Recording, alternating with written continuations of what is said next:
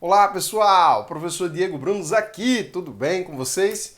Então pessoal, mais um vídeo aqui para o YouTube. Dessa vez a gente vai falar sobre hipodermólise. Mas antes do vídeo, eu queria aqui que você se inscrevesse aqui no canal, tá certo? E ativasse também as notificações, tá bom? Então só assim a gente consegue levar esse vídeo, essa informação para muito mais pessoas e você não perde nenhum detalhe toda vez que eu postar alguma coisa aqui no YouTube, tá bom? Então se inscreve, tá certo? E vamos para nossa aula, porque a aula de hoje a gente vai falar sobre hipodermólise. Na verdade, isso é um vídeo que eu fiz numa transmissão ao vivo e online, onde eu estava falando sobre hipodermólise aos alunos da pós-graduação, tá certo? Então peguei esse pedaço aqui muito importante porque foi muito pedido para eu fazer uma aula um pouco mais completa sobre isso e é o que vocês vão ver agora. Então vamos lá, pessoal, acompanha aqui comigo. Vamos que vamos! Então, a hipodermólise, ela é uma via parenteral alternativa, muito acessível e de baixo custo, tá certo? Então, a hipodermólise vai permitir uma infusão de até 1.500 ml em 24 horas. Presta atenção. 1.500 ml em 24 horas. Ela é muito utilizada em situações onde outras vias de administração não são acessíveis. E o paciente pode receber uma reposição volêmica de forma mais lenta. Então, eu não tenho como estabelecer um acesso venoso periférico no paciente. O paciente ele é de difícil acesso e eu preciso fazer um antibiótico, eu preciso fazer uma reposição volêmica mais lenta, o paciente pode esperar, então isso aqui vai ser uma via alternativa, tá bom? É indicada em pacientes idosos de difícil acesso e até mesmo pacientes em situação de cuidados paliativos, tá certo? Então, pessoal, preste atenção aqui, rapidinho aqui em hipodermólise. Olha só que interessante. A hipodermólise, ela nada mais é do que um acesso subcutâneo, tá certo? Como eu já falei, é até estranho a gente falar esse termo acesso subcutâneo, porque ele não é usual. Mas entenda que é uma via alternativa. Professor, que situações a gente vai estar utilizando essa via alternativa?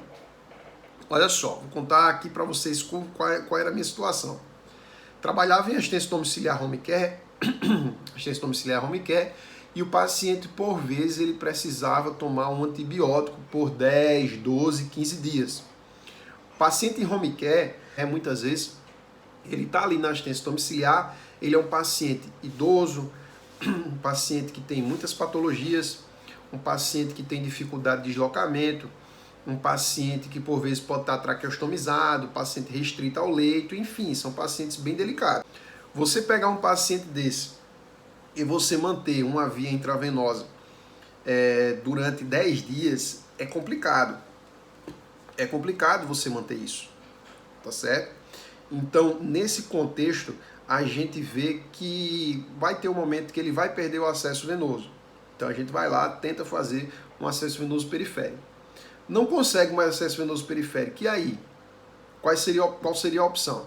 Tirar o paciente do home care, colocar ele no elevador, tirar ele do elevador, colocar ele dentro da ambulância, pegar ele na ambulância, levar ele para um hospital, chegar lá no hospital, fazer um acesso central, ficar internado lá mais 2 ou 3 dias, terminar o tratamento, tirar o acesso central e vir para casa.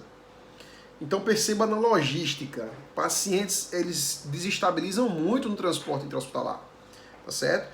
Então uma via alternativa é a gente usar a hipodermólise, tá certo? Para fazer algum analgésico, para fazer uma antibiótico terapia necessária. Então teve uma situação específica como essa, que o paciente estava faltando 3 doses de antibiótico, que ele de fato precisava tomar, o meropenem dele, tá certo? E acabou que a gente não quis transportar o paciente, porque era pior para ele, e a gente fez lá as doses de antibiótico em hipodermólise e ainda fez uma hidratação lá nele, tá certo? Então, hipodermólise, ela pode ser considerada sim, só que em situações específicas, tá certo? É uma via de baixo custo. Por quê, professor? É uma via de baixo custo. Então, preste atenção aqui. Olha só que bacana. O local de administração ele deve ser livre de lesões e o acesso subcutâneo que pode ser feito com o quê? Catéter agulhado, que é o scalp, que pode ficar até 5 dias em sítio de inserção, e catéter sob agulha, que é o gel com abocate, que pode ficar até 11 dias no local, tá certo? O procedimento de inserção consiste em instalar um acesso no tecido subcutâneo por meio de um catéter. Após realizado o procedimento, o profissional deve monitorar o sítio de inserção, tá certo? Avaliando o bom funcionamento do dispositivo e a presença de sinais flogísticos, tá? Logísticos aí, viu, pessoal? Mas é flogísticos e infiltração de substâncias, tá certo? Então aí tá os locais que geralmente são feitos a hipodermóclise. A gente tem aqui na imagem à direita de vocês aí, que é um dispositivo scalp, tá certo? Na região do antebraço, a região do braço, a região ali do tríceps, tá bom? Então fica aqui a hipodermóclise e aqui na região abdominal. Geralmente a gente coloca aqui na região do tríceps aqueles pacientes que eles deambulam, eles não precisam ficar deitados, tá certo?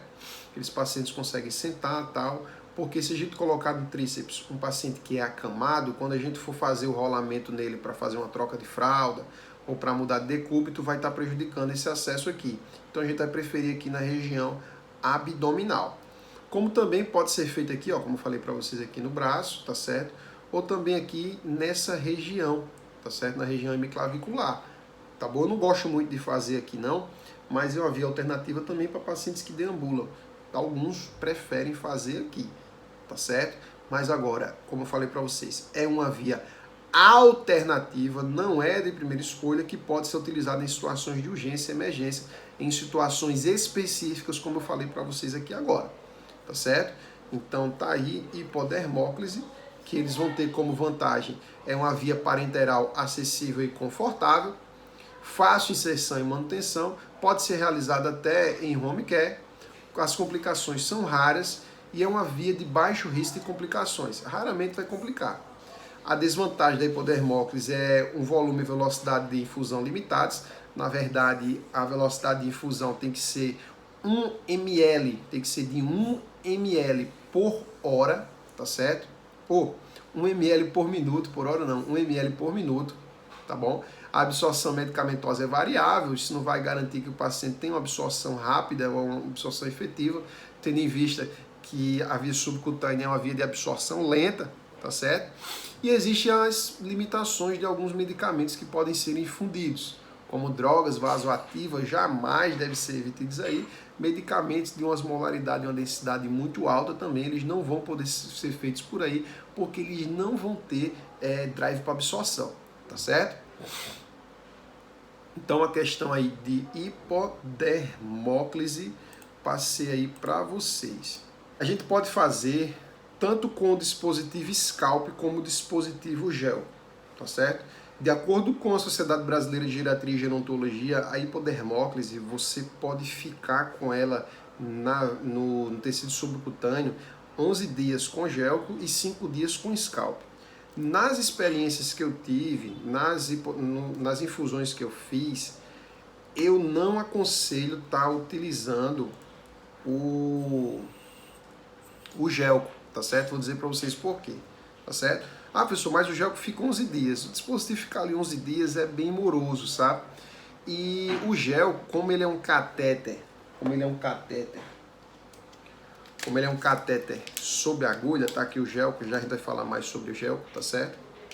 Como ele é um catéter sobre agulha, olha só, é isso aqui que vai ficar no tecido subcutâneo. Então o tecido subcutâneo, por vezes, ele é muito esponjoso, então pode obstruir mais facilmente e não vai ter uma eficiência tão boa quanto o scalp para hipodermóclise, tá certo?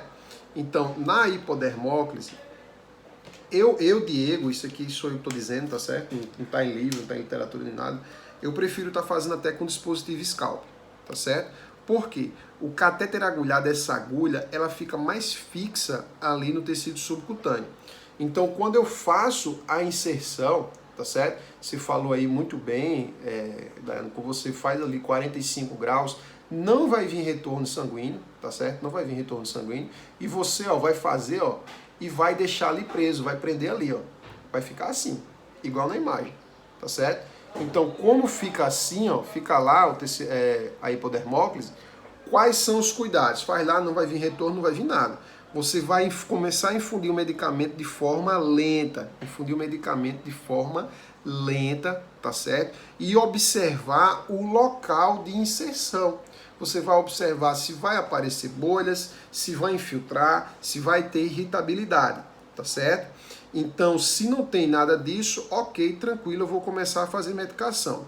O que é ruim de uma hipodermóclise na nossa realidade é que aqui a gente não vai ter coberturas adequadas, que na verdade o curativo que deve ficar na hipodermóclise é um curativo transparente, tá certo? Que a gente possa visualizar o sítio de inserção para ver ali o monitoramento de sinais flogísticos de mau funcionamento.